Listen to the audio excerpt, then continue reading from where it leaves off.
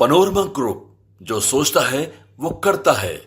नमस्कार, एक बार फिर से आपका बहुत बहुत स्वागत करते हैं, अभिनंदन करते हैं। एक बार फिर से आपके सामने खेल समझिए लेकर के हाजिर हैं। जैसा कि आपको पता है कि बिहार और बिहार की राजनीति में बहुत सारी ऐसी बातें, बहुत सारे परिवर्तन हो रहे हैं जिसको लेकर के चर्चाएं जोरों पर हैं।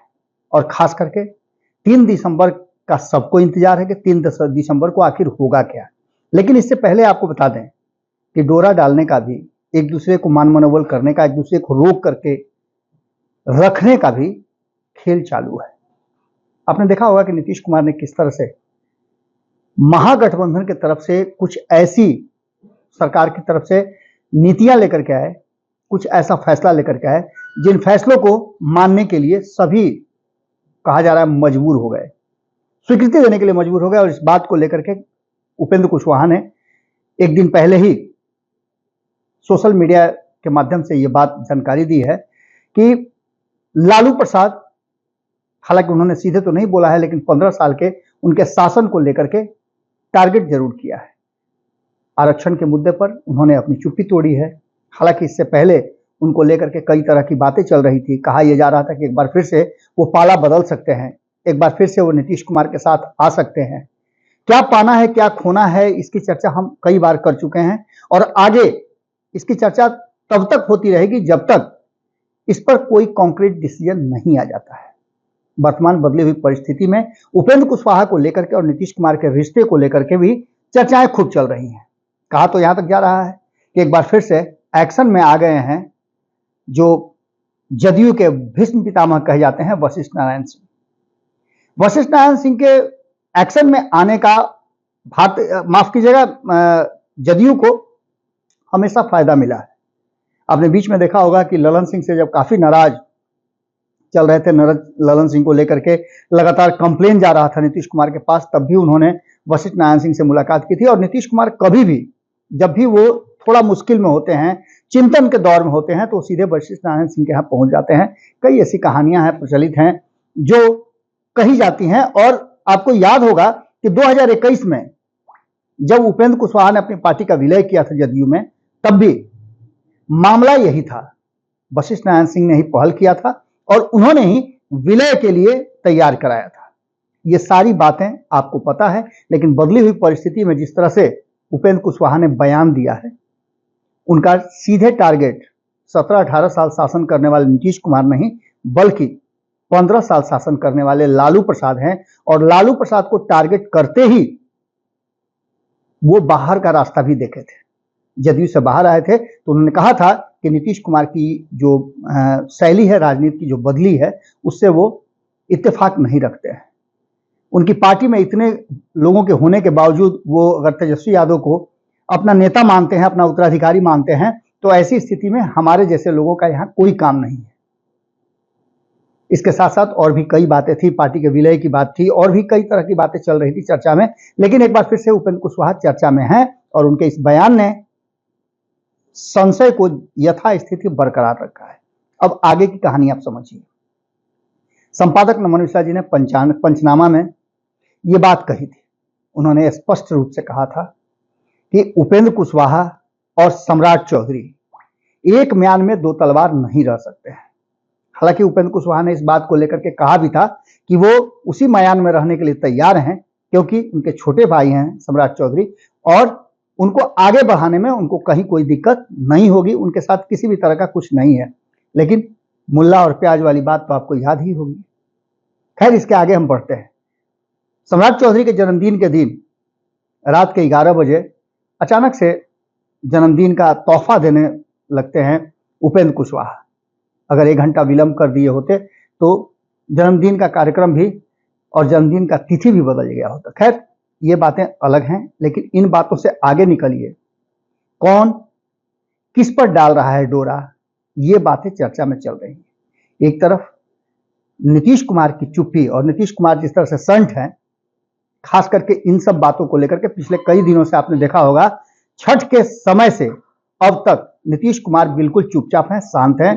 और लगातार जिस तरह से नीतीश कुमार एक्शन नहीं कर रहे हैं, एक्ट नहीं कर रहे हैं, सिर्फ अपनी सरकार को चलाने, सरकार की नीतियों को लेकर के, सरकार के फैसलों को लेकर के बाकी राजनीतिक बयान नहीं देना बहुत कुछ कहानी कह रहा है। इस कहानी का एक मोड़ यहां भी शुरू होता है कि आरक्षण पर जैसे ही हस्ताक्षर हुआ, और आपको हमने कल ही बताया था कि आरक्षण पर हस्ताक्षर के लिए उन्होंने आग्रह भी किया था राज्यपाल महोदय से।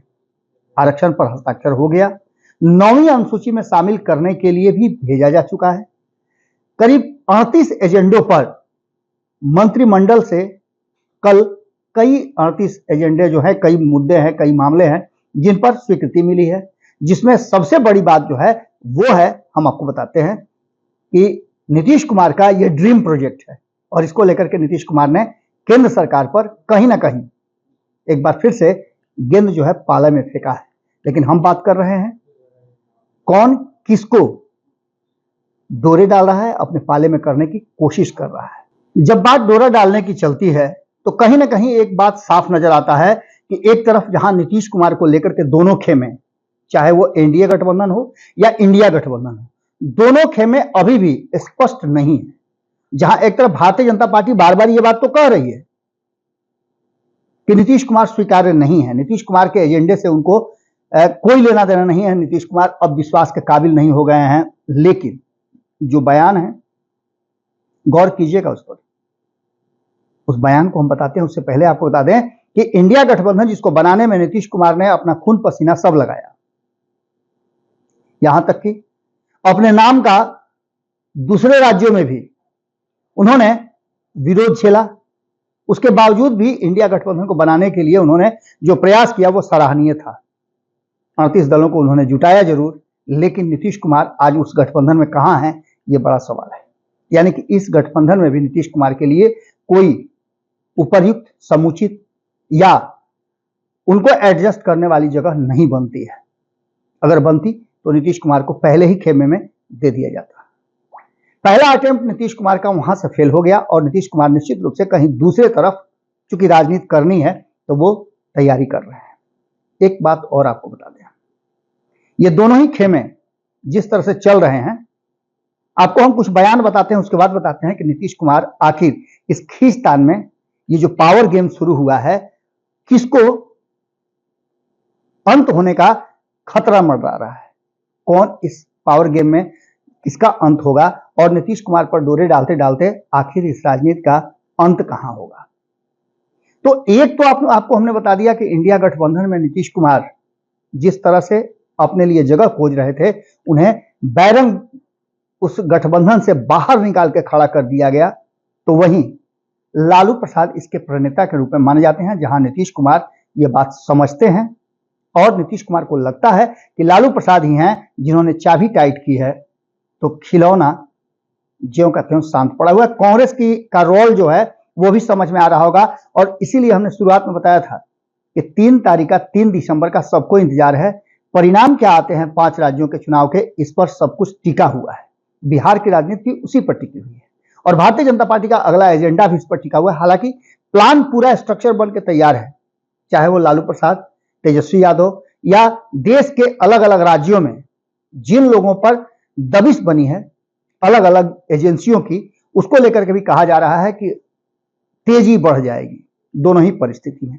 खैर, इस बीच में हम आपको बता रहे थे कि एनडीए की तरफ से यह बार बार कहा जा रहा है कि स्वीकार्य नहीं है नीतीश कुमार। लेकिन सुशील मोदी का बयान आपने सुना, सुशील मोदी ने शराबबंदी से हुई जहरीली शराब से मौत और शराब के काले कारोबार को लेकर के नीतीश कुमार को कम और इस कारोबार में कहीं ना कहीं उन्होंने संकेत दिया है कि और लोग जुटे हुए हैं जो नीतीश कुमार के नाम और संरक्षण का गलत दुरुपयोग कर रहे हैं। नीतीश कुमार को इससे बचना चाहिए। यानी कि सीधी तौर पे सुशील मोदी ने एक नसीहत दी है, जबकि उनका टारगेट कोई और है और आप समझ सकते हैं टारगेट कौन है। वहीं दूसरी तरफ आपको बताएं, उपेंद्र कुशवाहा की बात हमने बता दी कि उन्होंने जब टारगेट किया तो 15 साल के लालू प्रसाद को टारगेट किया। अगर बात करें तो जातीय गणना का सर्वे रिपोर्ट सार्वजनिक होते हुए जैसे ही यह पता चला कि ओबीसी में सबसे ज्यादा अगर संख्या या किसी भी जाति में सबसे ज्यादा संख्या लगभग 250 के आसपास जातियां हैं, उनमें से अधिक संख्या 14% की संख्या केवल और केवल यादव जाति की है। अब नित्यानंद राय को और नित्यानंद राय के साथ पूरी यादव बिरादरी को, जो भारतीय जनता पार्टी में है, उसको पूरी तरह से इनके पीछे लगा दिया गया है। आपने देखा होगा एक सप्ताह पहले जो कार्यक्रम हुआ था गोवर्धन पूजा के दिन, 21,000 यादवों को अपने खेमे में शामिल करने का भारतीय जनता पार्टी का दावा है और नित्यानंद राय को अपना नेता मानने के लिए सभी तैयार थे। ये लड़ाई यही नहीं समाप्त होती है। एक तरफ जहां नीतीश कुमार पर डोरे डालने की तैयारी हो रही है, वहीं नीतीश कुमार अगर डोरे नहीं डाले जाते हैं तो नीतीश कुमार ने अपने लिए विकल्प खोजना शुरू कर दिया है।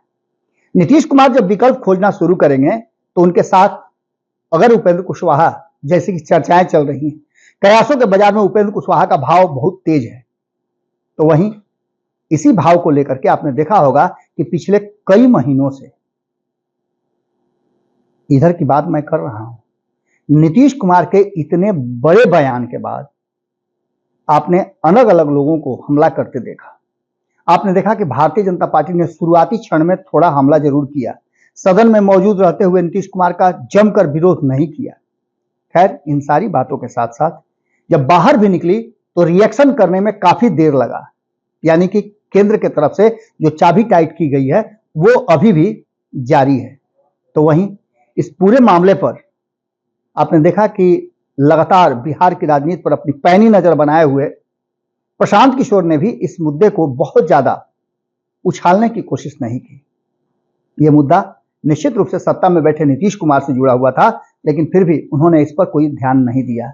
तो इसका सीधा मतलब है कि जो हम लगातार पिछले कई महीनों से बात कर रहे हैं, 1 साल हो गए हमें कहते हुए, जब नीतीश कुमार ने कहा था कि पहला और दूसरा गठबंधन नहीं, तीसरा गठबंधन नहीं, मेरा पहला गठबंधन होगा।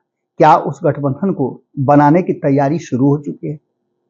उस दिशा में बहुत सारी बातें मूर्ति हुई नजर आ रही हैं। प्रशांत किशोर के स्वर भी नीतीश कुमार पर कमजोर हुए हैं, लालू प्रसाद पर ज्यादा हमलावर हैं और नीतीश कुमार इस पूरे आंकड़ों में जहां अपने आप को खोज रहे हैं, वो जगह नीतीश कुमार के लिए सबसे उपयुक्त लगती है, यानी कि गैर भाजपा और गैर राष्ट्रीय जनता दल। नीतीश कुमार इस पूरे माहौल से अपने आप को बाहर रख करके और आने वाले 2024 के चुनाव में एक नया दांव खेलना चाहते हैं। अगर कहीं भारतीय जनता पार्टी के साथ उनकी सेटिंग हो जाती है, बात मिल जाती है, और अगर बात मिल जाती है, एजेंडा तय हो जाता है, नीतीश कुमार की शर्तें मान ली जाती है भारतीय जनता पार्टी की तरफ से, तो आप देख सकते हैं कि लोकसभा और विधानसभा का चुनाव एक साथ हो सकता है और मुख्यमंत्री के लिए चेहरा आपको नजर आ सकता है।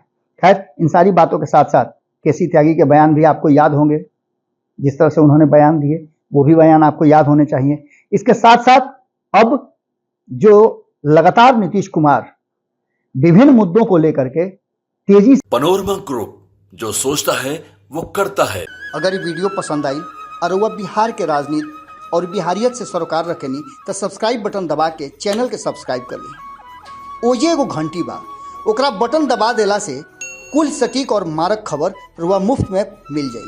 अगर रुआ पत्रकारिता के हमनी के नया प्रयोग में सहयोग कर चाहतानी तो ज्वाइन बटन दबा दी। पेटीएम नंबर नोट कर ली 9386816700। धन्यवाद।